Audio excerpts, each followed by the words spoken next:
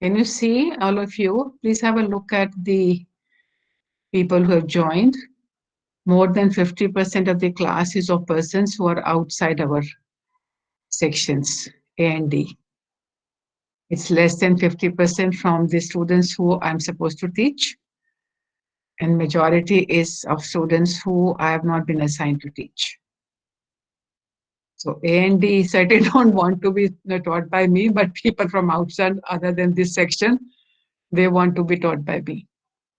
This is interesting. Ma'am, knowledge is free, I think, and people are interested in your class. That's why outsiders are here. I hope so. No, no, that's all right. That's what I'm saying, that outsiders are interested, but those who have the obligation to attend my classes, they're not attending. That's what I'm saying. I'm not objecting to the outsiders coming. I'm saying I'm kind of concerned about the people who are supposed to be here. They're not here. Less than 50 at this point of time. I think it's exactly no. It's less than 50% of the classes of section A and D. Majority is outside the class. So okay. Returning to anyone who can recall what is it that we were discussing yesterday? What were the key points of the discussion?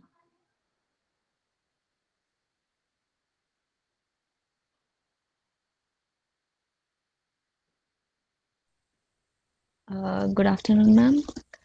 Ma'am, we discussed Moira Gittins and Robert J. Robert J. Stoller and the theories how sex is itself gendered according to Moira and incapability of women to control bodily fluids. And we also talked about transsexual people, who they are and how law is primarily male, and the feminist approach to it and the individualistic approach according to the uh, of the jurisprudence, um, and how feminist approach is more towards connectedness rather than individualism. And I just had one question, if I may ask, about how the law would change if we were to have feministic approach towards it, like how connectedness would impact the law. That was my question. I think we'll have to. We do not have an answer. It's good to have lots of questions. It is not essential that I'll have. Uh, Ensure you'll have to mute yourself because there is a resounding happening. So the question, and it's a big question, and if we had clear answers to that question, we would have changed that law today. The thing is certainly that the basic understanding of that who are human beings, that needs to change to as a starting point. And if we are saying all human beings are independent and free, and they're all moral human beings, then we cannot make distinctions by reference to their sex. At the same time, we have to recognize that the experiences of people in their lives are very much caused by or are connected with the sex they have. So, therefore, recognizing the difference is essential, but making hierarchies because of the difference is not at all essential. So, the law will have to change that approach, that while recognizing difference, one has to um, do away with the hierarchy. So, if we were to go back to one of our discussions, which we did halfway, we looked at the question of the maternity leave and whether it's Article 15.3 or it is Article 14. And the submission was that it is actually 14, but understood as 15.3 because of the manner in which the language is formed.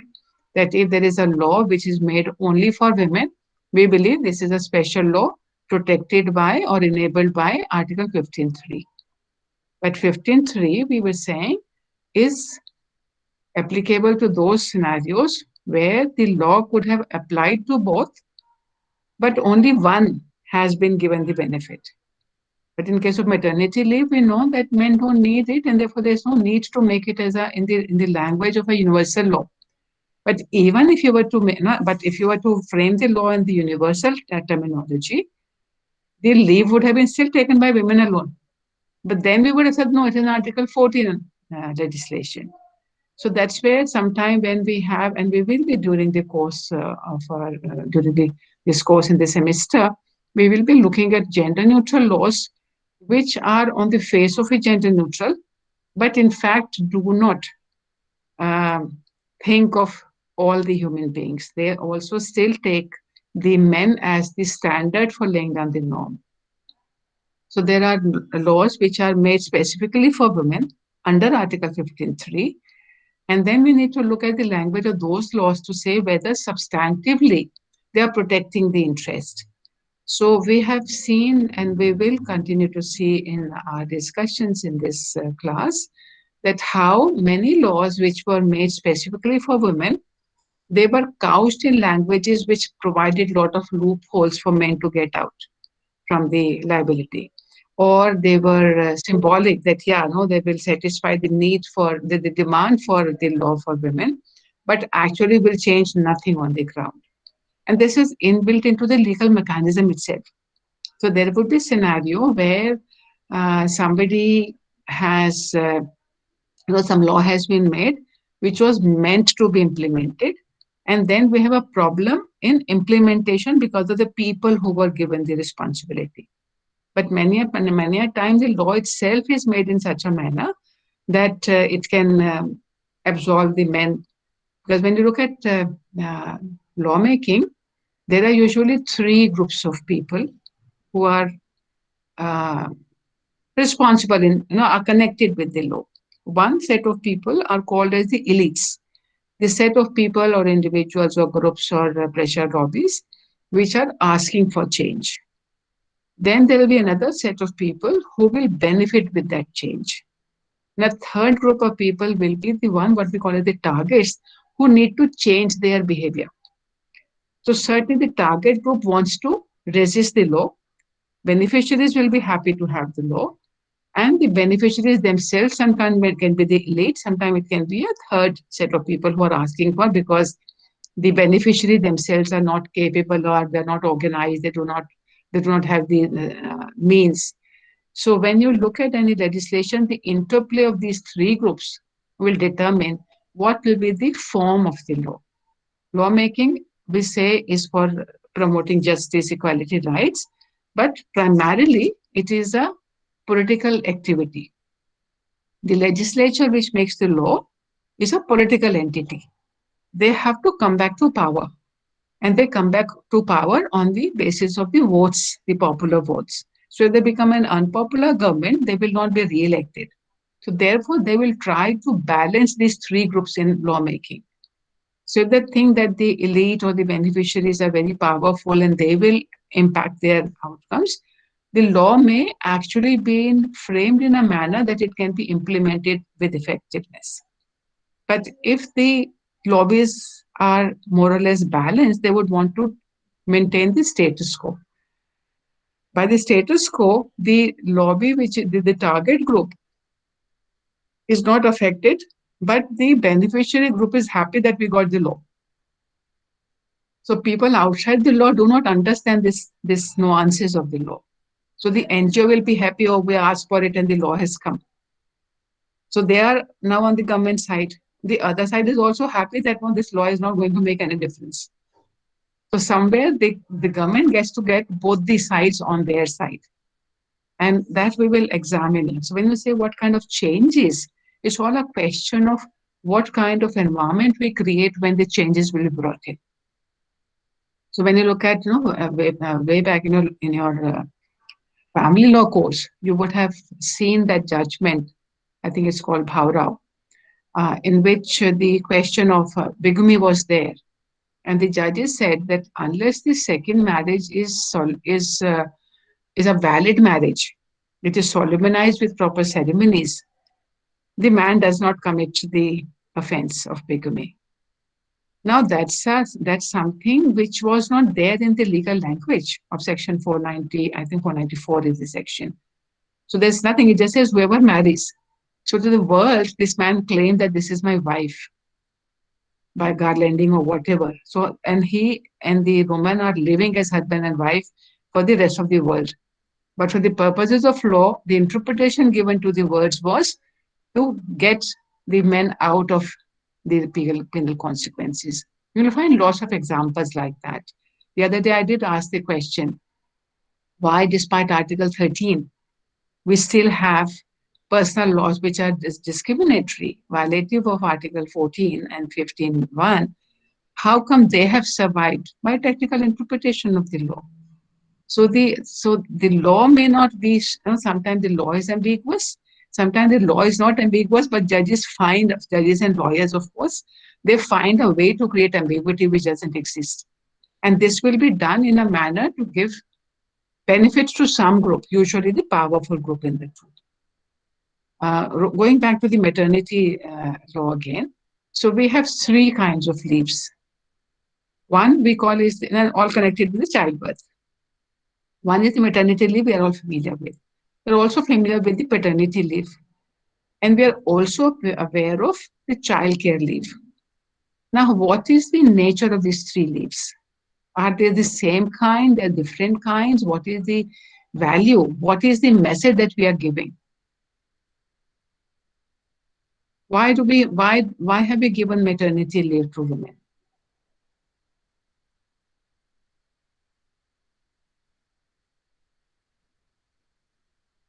Ma'am, so Yes. that when she is in the advanced stages of the pregnancy and when she delivers the child, so if Mhm. she is having any health problems, so to accommodate that, and after the child is born, to breastfeed, and like for the initial phase the child has to stay with the mother.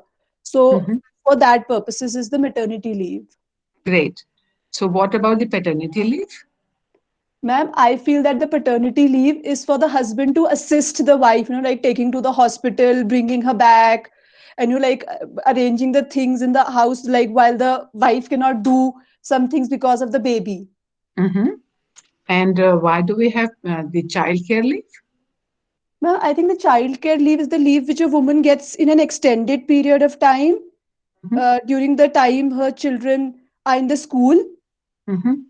That one, so that is, I think, because the women say that, I don't know what the women say or not, but the justification is that during the exams and stuff, so the kids need their mothers with them, Mhm.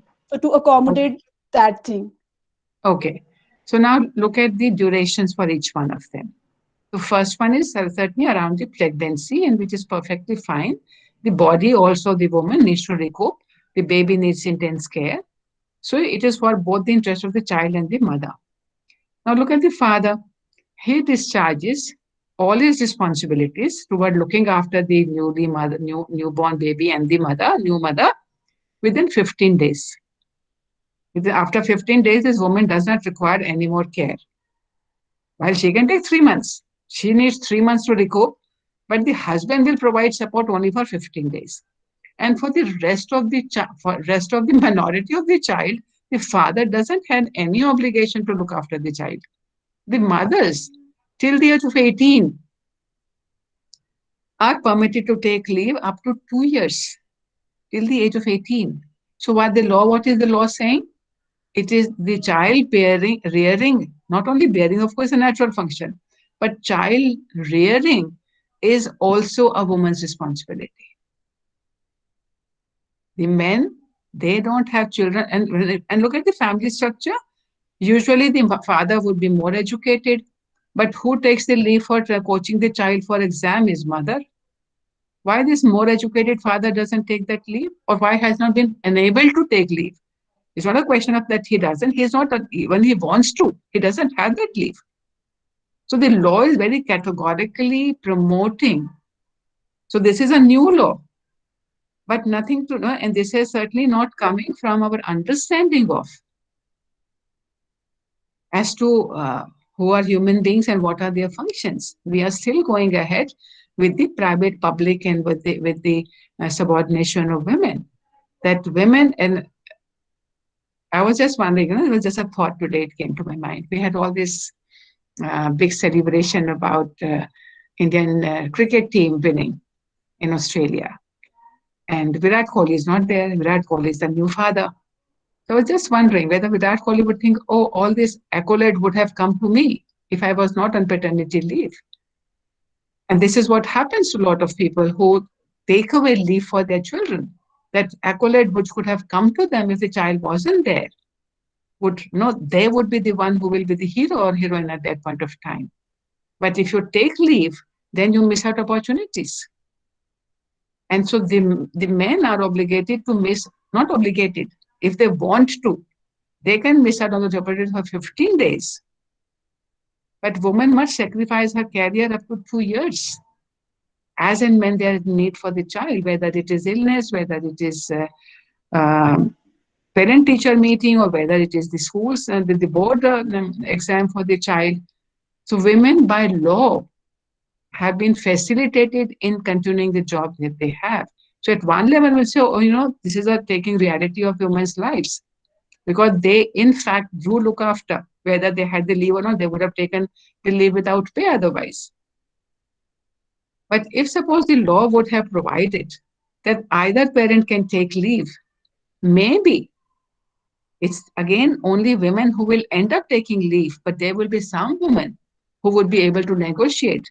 There will be some men who would want to take that leave. But law hasn't given that option to them, neither to the women nor to the men. So sometimes we do make laws bring about change or recognizing the hardship caused, but by addressing that, we are still addressing the issue from the patriarchal perspective, not from the difference perspective, not from the equality perspective.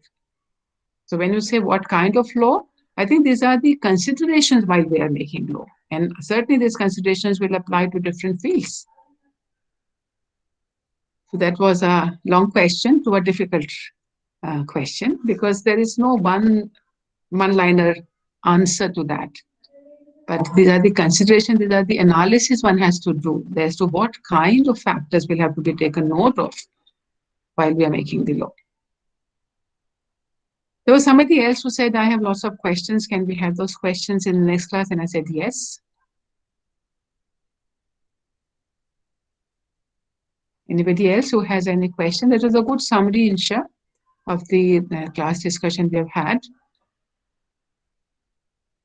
The important lesson we had from that class is that the simple answer to what is the difference between sex and gender, to say, oh, sex is biological and gender is sociological, is a very simplistic answer and is not the complete answer.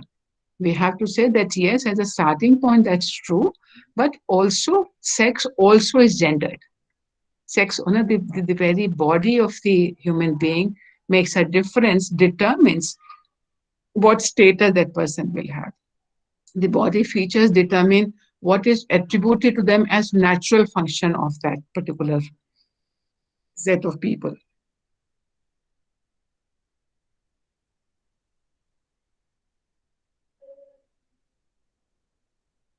Any other question, observation, thought?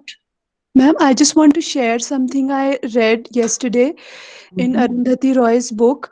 So she has written that in many languages like Danish and Latin and Urdu, the literal translation of the word for vagina means something which brings shame. So itself, like we treat menstruation as a shame-giving thing, but even the organ is associated with, and the literal translation of the word also comes out to be shame only. No, the language is very powerful to create values. Now, this whole thing about the literature and constantly the English literature and the English language, very specifically in our law, also we say he includes she. And he and its derivatives includes she and its derivatives. But when the word man and woman are used in criminal law, man means the male human being and the woman means the female human being. So there is a distinction. But in the literature, when we say mankind, are we excluding women? We say women are included in mankind. So lots of words have got the same, words create pictures. So think of a farmer in your head and tell me, how does the farmer look like to you? What is the image in your head? In that classroom, I would say, okay, draw it. So you can still do that. Take out your pen, pencil, draw a farmer. I'll give a series of them. So draw a farmer, a teacher, write down the categories. Farmer, teacher, a judge, a jailer, and a doctor. So very quickly draw. Everybody. And again, this is not a drawing competition. So it is just a reflection of what is in your head, what is the image you have in your head for each one of them. Ma'am, for a farmer, it's a male figure. And for All a of them? teacher, it's a female figure. Okay, for Mariam, it's female for teacher and all others are males. For judge, also female figure comes. Judge also female, okay. Anybody else?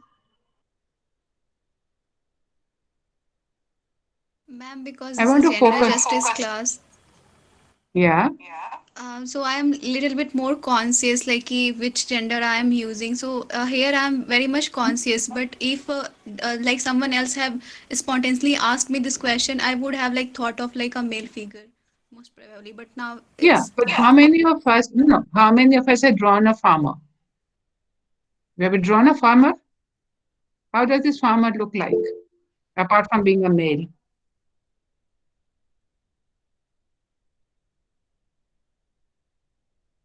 Does he have a hull, a plow, and a pagad?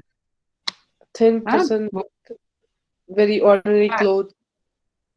Ordinary cloth, thin person, मगर उसका पगड़ भी होगा और उसका हल भी होगा. Yes, ma'am. तो 2021 में है हम. आजकल ट्रैक्टर फार्मिंग होती है. बट अब मेंटल इमेज हैजंट चेंज ना. वो स्कूल में पढ़ा था क से किसान शायद, या पता नहीं, जो आप लोगों ने एफ से फार्मर पढ़ा होगा शायद. तो वहां पे जो इमेज लिखी थी वो आज तक, the images for generations in the ABC books haven't changed. So how now, if the changes have not, and do we know that how many women farmers are there? Are women farmers at all? Yes, If yes, ma'am. somebody ma'am. does, More in number. मगर मगर दिमाग में तो नहीं आती ना. This is all the terminology we are talking about, the power of the words. Excuse me, ma'am. Ji. Ma'am, I did a quick कितने लोगों ने टीचर जो ड्रॉ किया उसको चश्मा लगाया? Ma'am, the Google search Okay. also shows the similar images that pops up in our heads. For a farmer, it's a male, and when we Google teacher, all the pictures are predominantly female. Like the first 4 or 5 pictures are of females. Mm-hmm. And then for judges, surprisingly, there is male and female both. But for doctor also, there is mostly male pictures when you Google these words.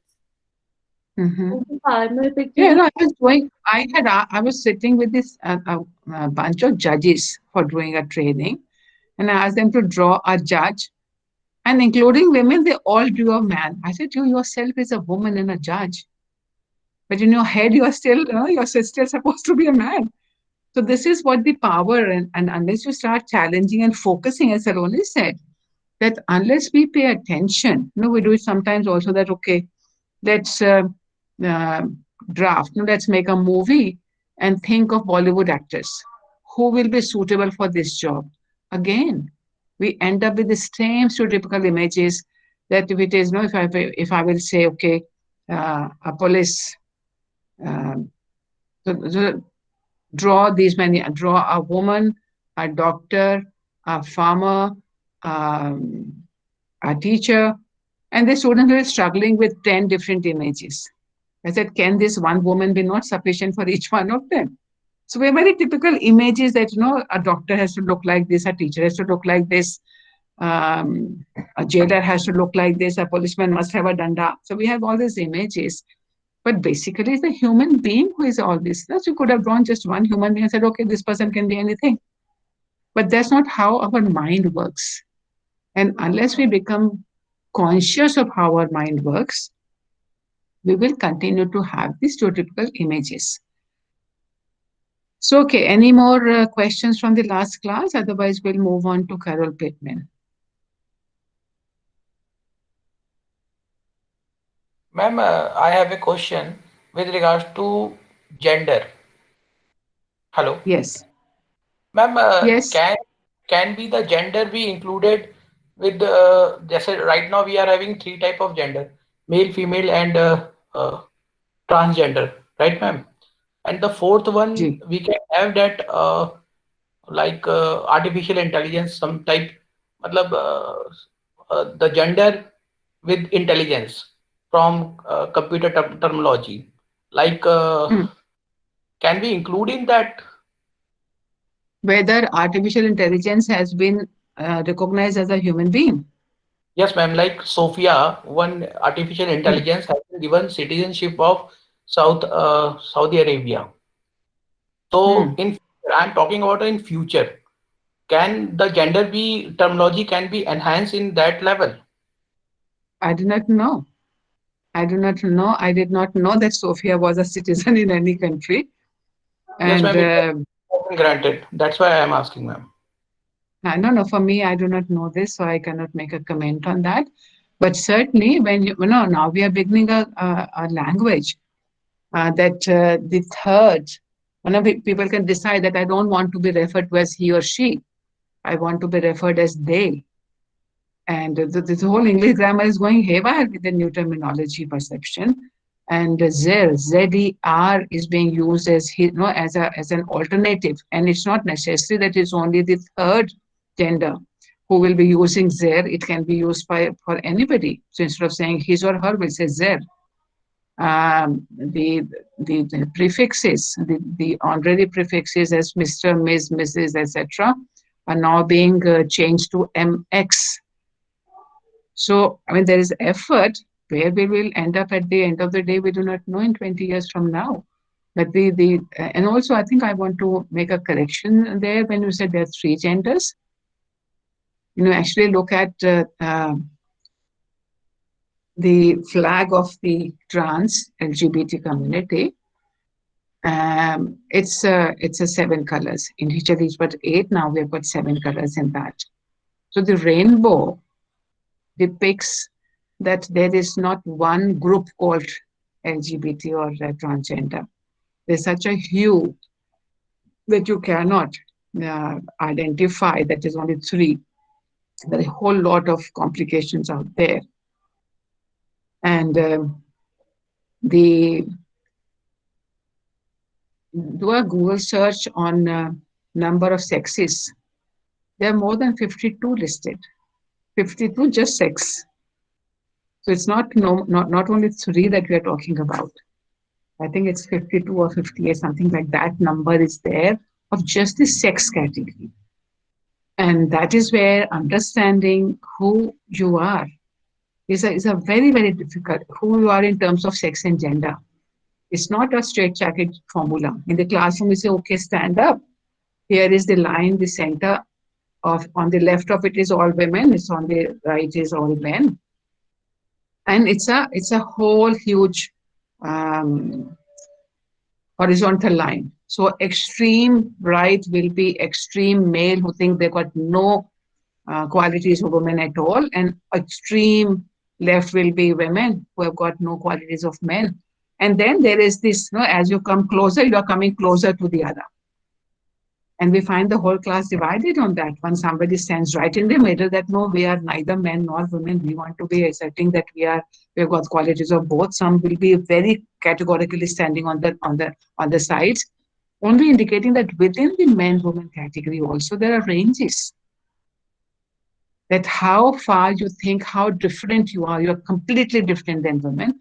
You have got somewhat there, and you have got you understand that no, there's no distinction at all. So I have lots of students standing, one after the other on the center of the line.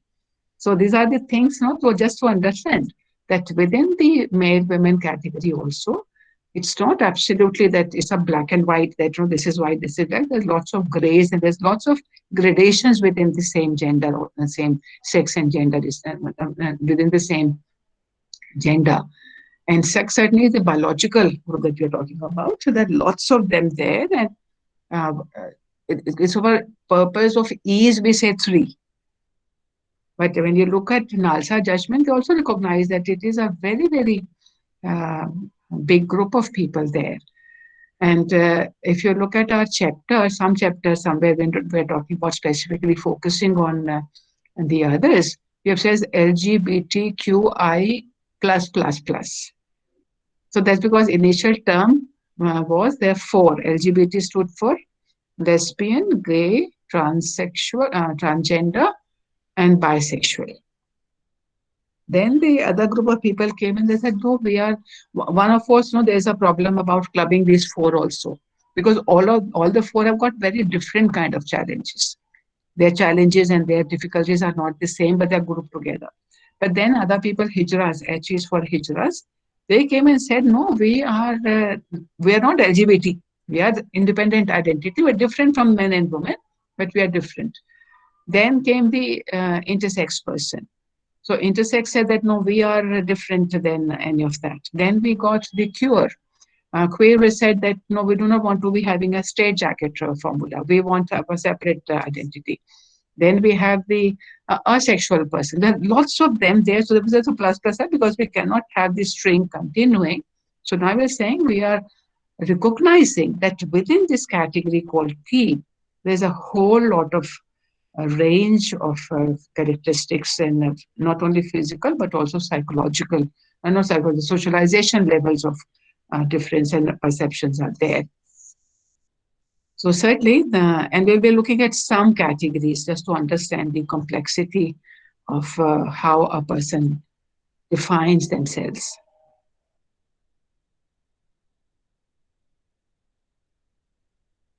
Any more? Ma'am, I want to add a small comment. As he's talking about Sophia, she is also portrayed as more in feminine. She's wearing eyelashes and eyeliner. She used they used to dress her more in feminine way. So though she is a robot, but still we are portraying her in way we are gendering her without having No. any sexual. In case of Sophia, she's very categorically woman. And also, when you look at comics, so we have any comic, all the characters in the comics were men and women. Now they are introducing trans characters also in the comics. So yeah, this is a increasing inclusivity. So might be we'll have a robot, an intelligent, and artificial intelligence also 2 kinds. One is this robo kind which has been fed information. And then the respondent, I think Sophia is in that group of IA. There's another group of IA, which once they have, because when we say Sophia kind of robo, they respond as per what has been fed, what the program says to them. But now we are developing IA, which will be able to take its own decision independent of what has been fed. And one of the research scholars is working on that. You make a very clear distinction between the 2.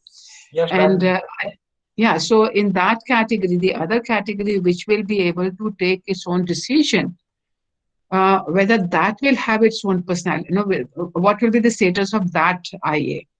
Because in this case, the liability, if the Sophia robo, for example, goes and kills somebody because of the malfunctioning in the programming, who will be responsible? Sophia can't be sent to prison or sent to this, but the creator may have a responsibility. But in the case of the other categories of IA, where they will be taking their independent decision, the creator does not have any control over that.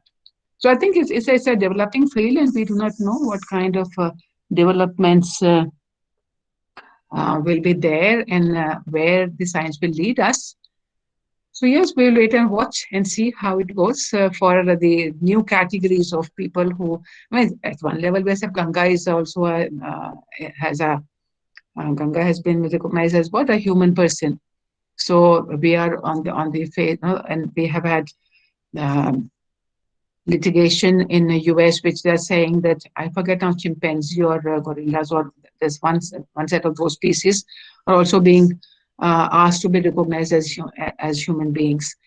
So who will all become human beings is a different question. But today, the human bodies as we recognize them, even they were not considered as human beings, is the point we're making in this course.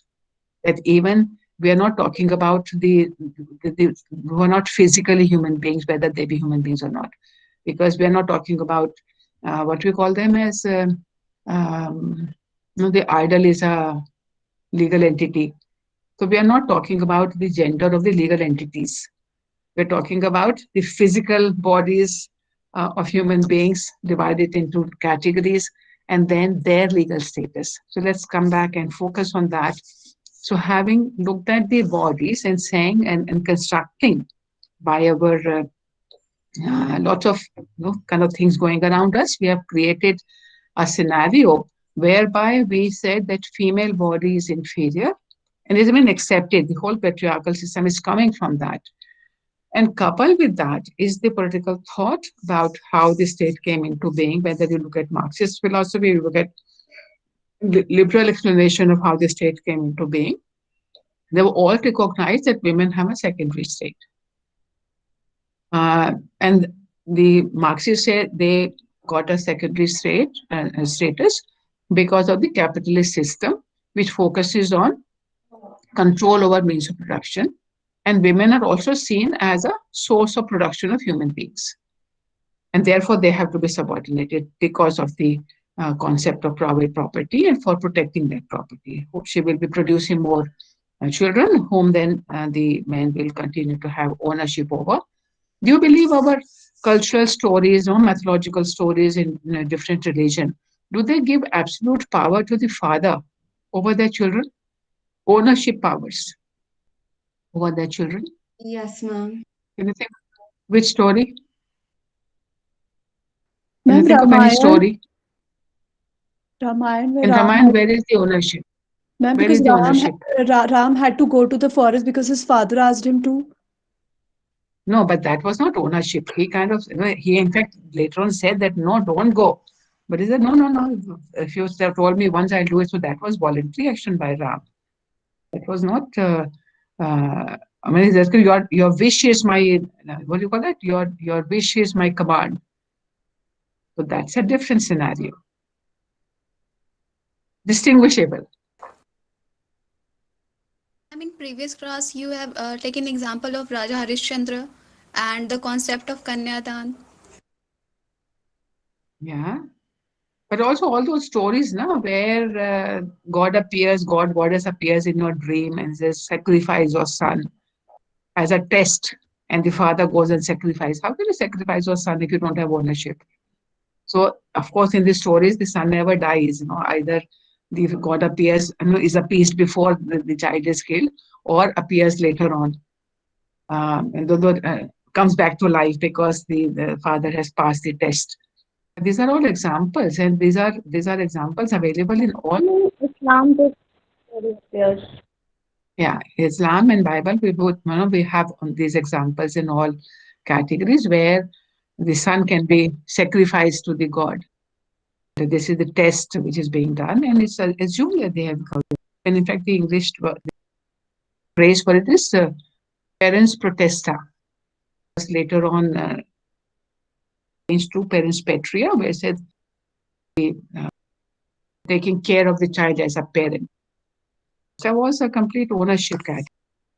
Certainly, the explanation has been that the coordination of women and children happened because of the concept of private property. The liberal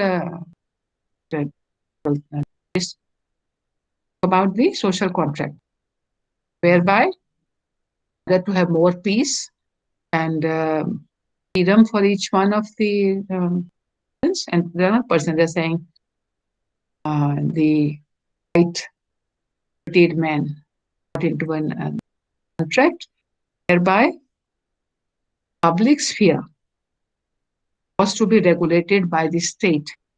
Individuals gave their monopoly, they gave monopoly over violence to the state. Any violence can be done only by the state and the public sphere. Private sphere is none of their business.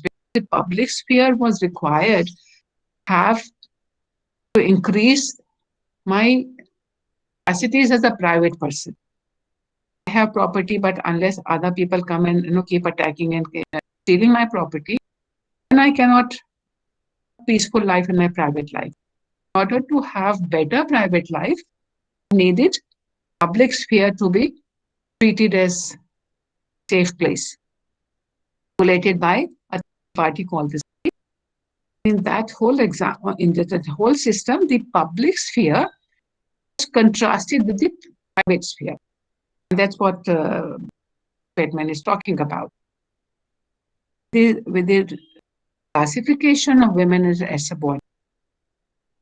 Private sphere, subordination of women because they were seen as inferior. Therefore, they had to be subordinated. Men have to regulate their behavior, their actions, and their freedom and whatever. And the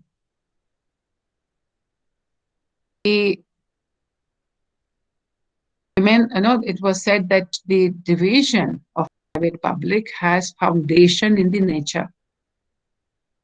Nature has made women weaker and has made men stronger and more capable. When the nature has made them more capable, have also then created culture. This contrast has been there between nature and culture. Nature is seen as subordinate and women are closer to nature, but they have to deal with the raw product of the nature, young children. Women are closer to nature because of their capacity to give birth. Therefore, nature is subordinate, women are subordinate, men are seen as the culture, and culture is seen higher than nature. Culture is the result of, is a creation of human beings with their intellect, with their directions, with their values, with their ideology, with their mind. This is all men have, and men have created. Men are like culture, women are like nature, and therefore subordination is natural. When we look at the liberal thought, two things which are happening there. One is this private sphere, which is completely patriarchal. Other one is the public sphere, which is a place of equality. And these are contradictory things, because once you say human beings in the public sphere are equal, are independent, are free and equal, then why is it that in the private sphere they are not so? Liberals have not questioned, even the liberal feminists have not questioned the division between private and public. Private sphere seen as place of love and affection, sentiments, relationship by blood. That's what is seen as the private place. Public place is impartial, there's no connectivity, there is no relationships, it is a place of equality. The public sphere, it has to be of equality. And this is a place where men and culture exist. Private sphere, there are men also there, but in the private sphere, because it is based on blood and all other kinds of things. This is the contrast, that in the liberal thought, the division of private and public is essential. And if it is essential, then paternalism, patriarchy, the private sphere coexist with the equality in the public sphere. And Carol Bateman is saying, actually, these are not independent. They're so complex and so closely interconnected with each other They are actually two sides of the same coin. Not that the private sphere, so in order to maintain their primacy, division has been taken. What has been contrasted and separated has been the public and private. But public place is also seen a place of aggression, of power, of politics. The contrast is not made between private sphere and political sphere. And though the public sphere is political, liberals do not use that term in making a distinction between. He says that has actually written that the two places are actually not different. Because if you look at power and aggression, this is as much there in the private sphere also. So if we were to contrast whether the political in the public sphere and the political in the private sphere are same, then you have to take care of both. Not making any sense.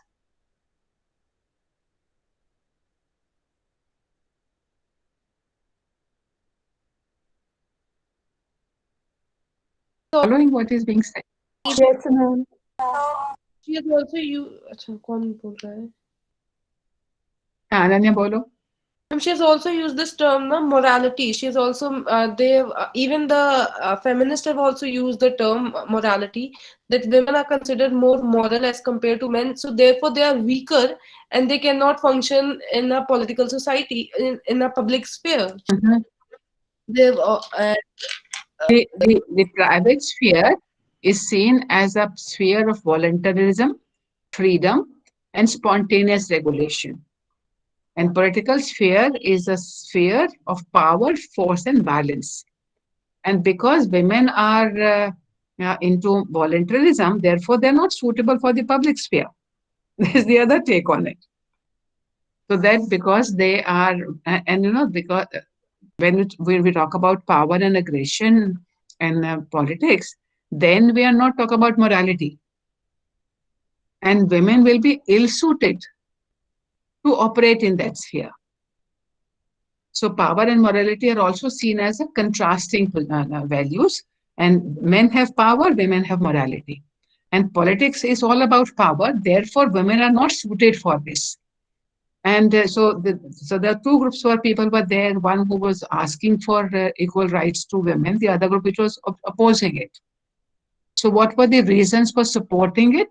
That it will be useful for promoting their own interest, personal interest, and their rights, their rights, etc. For the same reason because of which men should have the right to vote.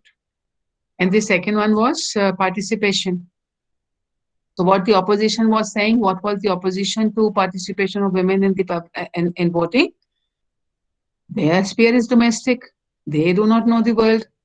And therefore, they will not be able to make a free choice. In fact, as men choose their career, they choose their husbands. That is their career choice. And even after education, so first of all was whether women should be given education. Remember, I don't know whether your generation saw it, but perhaps your generation also saw it. When we started talking about education for women, and I think I've heard this phrase for sure, teaching a man is like teaching one man. Teaching a woman is Teaching the generation. Educating whole family. So the justification why women should be educated were not to become part of the public sphere. They were still being readied for taking the family responsibility in a better manner. So the education was not for the purposes of emancipation, for job. It was to run your family better, in order to train your children better, in order to maintain your budget better. So it was all to do with the private sphere. Education was not for emancipation. And the same thing was here also, that even after education, women will still choose to be the housewives. It is not that education will give them the independent mind to be taking on the world. So therefore, even the educated women cannot be given the right to vote, because even after education, they would still choose to be the housewives. Because this is what more suited for them. So if they're making their career as housewives, their exposure to the world is limited to the domestic sphere. And therefore, what do they know about the world? And we have heard this in India also, that when we made the panchayat elections available for women were just the front for the men to actually regulate the panchayat. It's only the second generation of the women panchayat heads that they came into their own second round.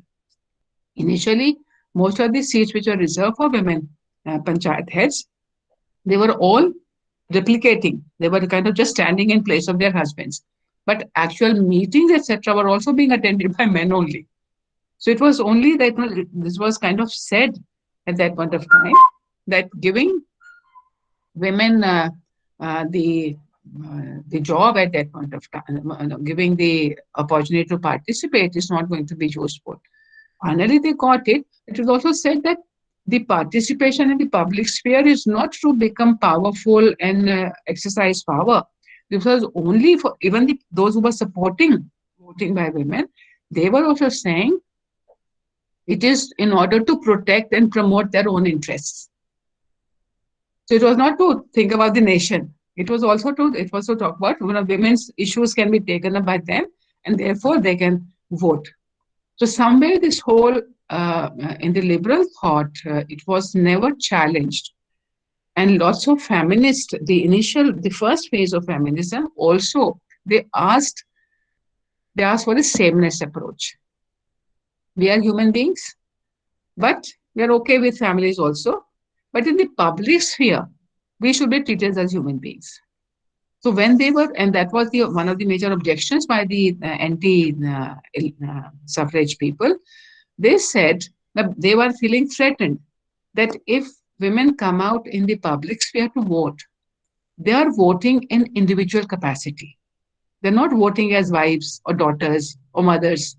They are voting in an individual capacity. So recognizing women as an individual human being would impact on the family sphere, because the construction of women or subordinate gets challenged if they come out in the election as equals. So that was a major theoretical objection, that if women are not equal, how can they vote equally at an equal platform? And do we know any practices even today in different parts of the world? Forget about India, of course, thousands.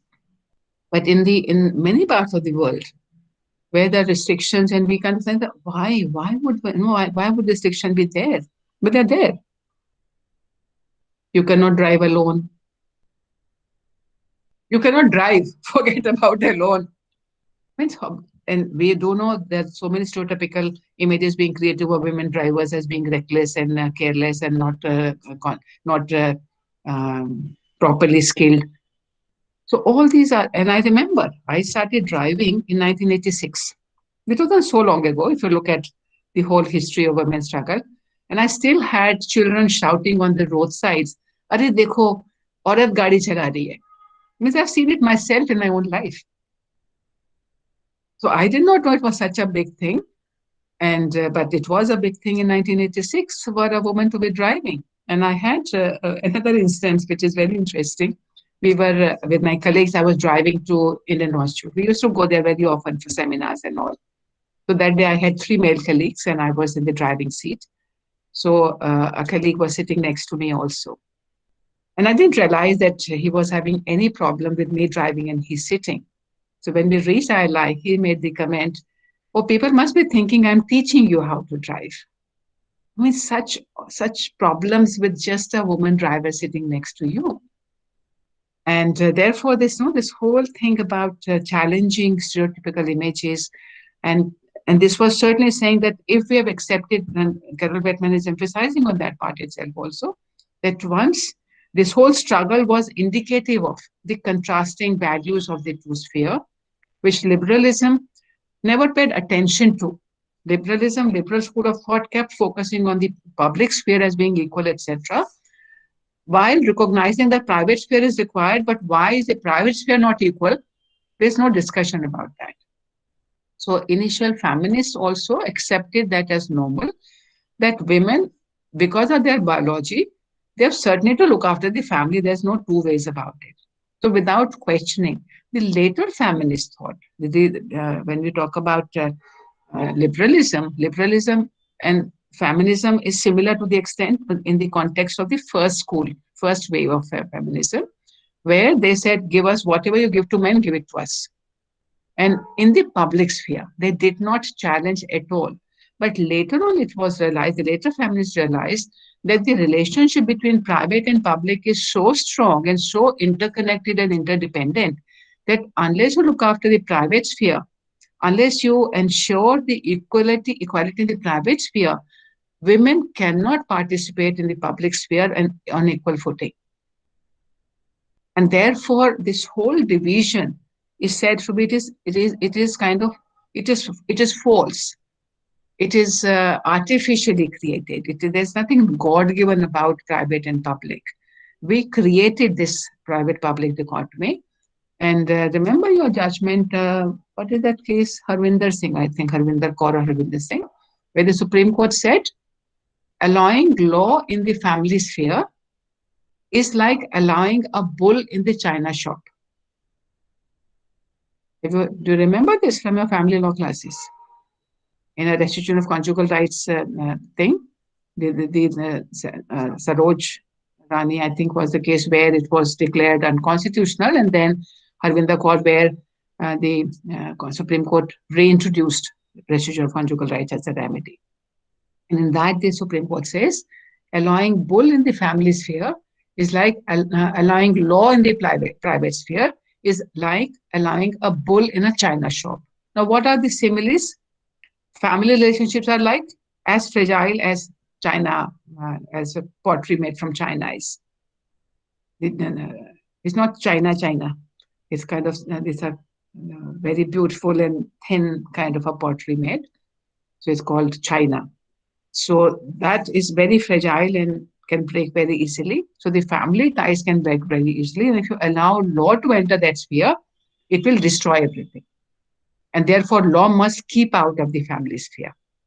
And there has been a lot of resistance in bringing law. Now, we do have lots of laws which are coming into that sphere. We have the Domestic Violence Act, for example. We've got lots of laws are making an inroad.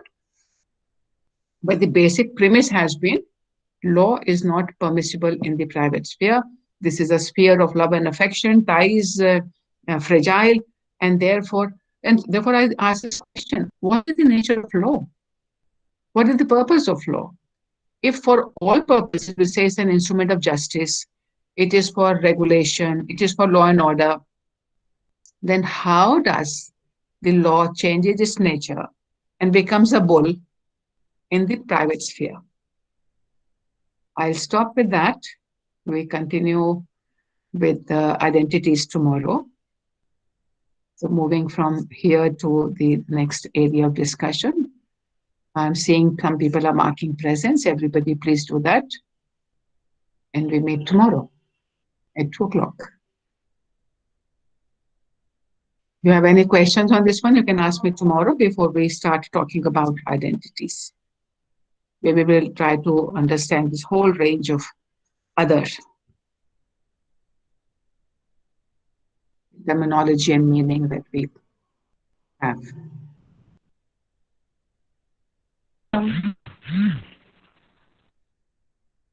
You're welcome.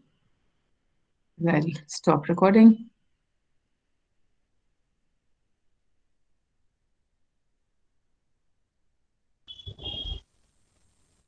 Okay, ma'am.